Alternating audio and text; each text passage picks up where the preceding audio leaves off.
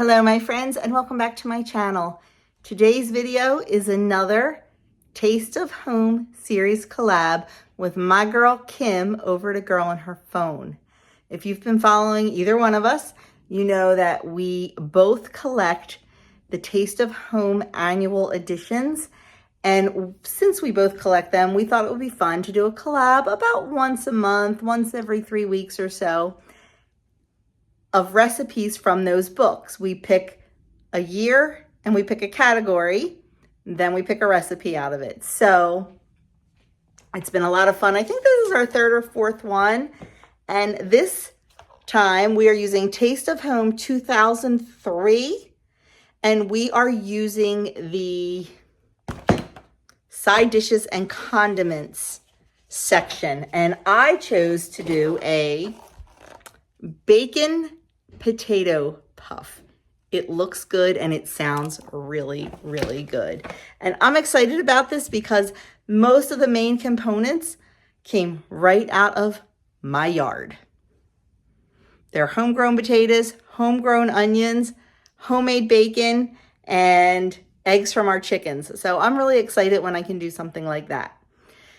So let's get started making this. I'm going to show you the ingredients, but I already started the first part of it. Let's take a look at that.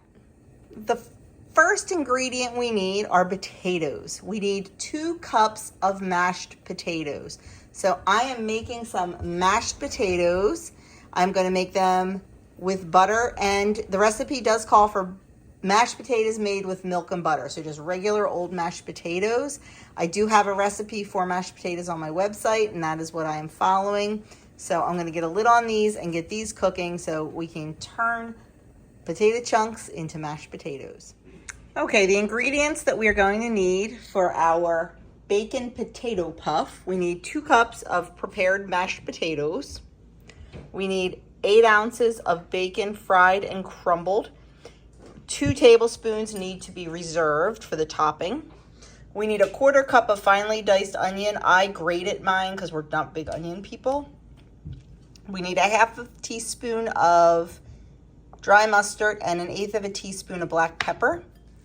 1/2 cup, and I know it's a generous cup, 1/2 cup, of shredded cheddar cheese. We need 4 eggs separated. And then we need some fresh parsley. I do not have any fresh parsley left. My parsley's done in the garden, but this is parsley from the garden that I dried myself. We're just gonna go with that. And that is all we need for our bacon potato puff. Let's start getting this together so I can get it in the oven. Okay, so the first thing we did is we separated our eggs. I have my egg yolks in this bowl and my egg whites in this bowl. And then we're going to beat our egg yolks for about 2 minutes until they are light colored. I'm just going to use my little hand mixer. I don't feel like getting out the big mixer. Okay, we beat those for about 2 minutes. They're looking good. So now we are going to add in our onion and our pepper and mustard. And I'm just going to use the whisk for this. I'm not going to get the electric mixer out.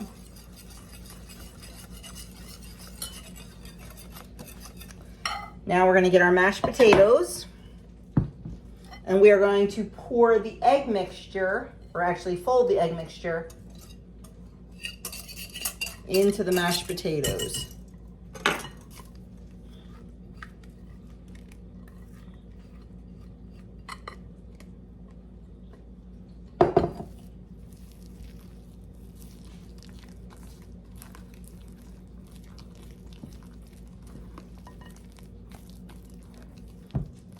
Okay, now we are going to fold in our cheese, the bacon. Now I did already set the 2 tablespoons aside,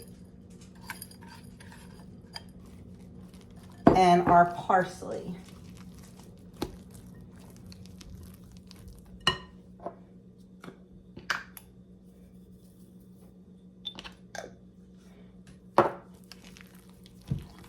Gonna give that a good mix.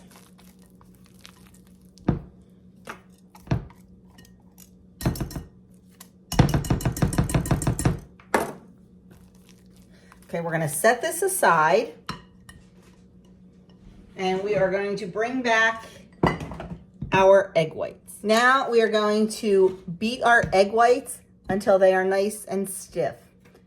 Once again, just using my hand mixer with the little whisk attachment.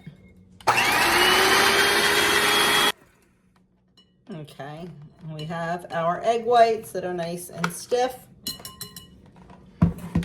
So now we are just going to fold those into our potato mixture.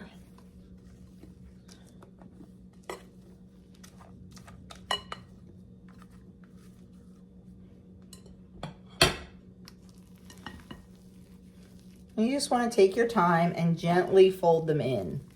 You don't want to deflate the egg whites because this is a puff and you definitely want that height, that souffle-like consistency.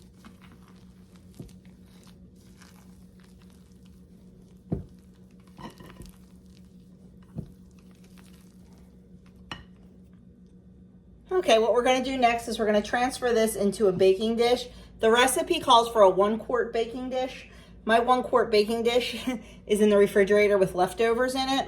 So this is an 8 by 8, which is technically 2 quarts. It'll be fine. Grease it. And then we're just going to transfer our mixture over. I mean, it's possible it just won't puff up as high, but I'm okay with it. You gotta do what you gotta do. And I was not going to stop and transfer the leftovers and wash out the bowl. Not gonna lie. I think this is gonna be just fine. So I'm just gonna smooth this out. Oh, that is oniony.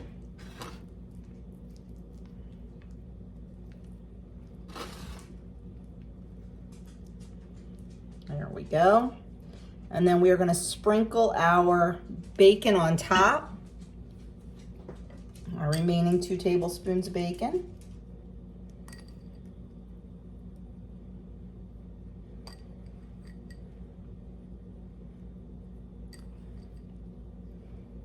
And then we are going to put this in the oven and bake it at 325 for about 45 minutes until the edges are golden brown and a little bit crispy. Okay, here she is out of the oven. And that's the spatchcock chicken we're having with it. But there it is. It is, I don't know if you can see, it's nice and like puffy and souffle-like. So I'm anxious to try it. I am really anxious to see how it tastes. So let's get this plated up and we'll give it a taste. Okay, here is the bacon potato puff plated up. I divided it into 6 servings. 1 serving is 205 calories, but it is 11 Weight Watcher points. So it's times like this one, I'm glad I count calories. I haven't tasted it yet. I think the guys have. It's pretty good. Pretty good? Very good. Very good? Do-over? Yes. This is our homegrown potatoes, our homemade bacon, homegrown onion, homegrown parsley, and homegrown eggs. So that makes me feel good when I can do that. I'm going to go try it and I'll be back to chat. Well, my friends, there you have it. There is our Taste of Home series collab for this month, this issue. We really did like it. It was a little bit more elevated than regular mashed potatoes. Is that how you would? Yes. Doug's shaking his head yes. It was definitely good. Just make sure that when you make your mashed potatoes, don't put salt in the mashed potatoes because the bacon is probably going to be salty enough and the cheddar cheese. So you don't need any extra salt in the mashed potatoes. But we really did like it. Like I said, Weight Watcher points, it's a little crazy being 11, but with calories 205, we had barbecue chicken with it. So kind of balanced out. And like I said, it was really good. Would make a very nice dish for like a Easter or Thanksgiving, just something, like I said, a little bit different. So definitely a thumbs up on this one, and I will link the recipe down below. I will also link Kim's video down below. Go see what she's making out of this edition, book. Thanks again for watching, my friends. Leave a comment, give this video a thumbs up. Share it if you know someone who might like to see it. Have a great one, and I'll see you in the next video.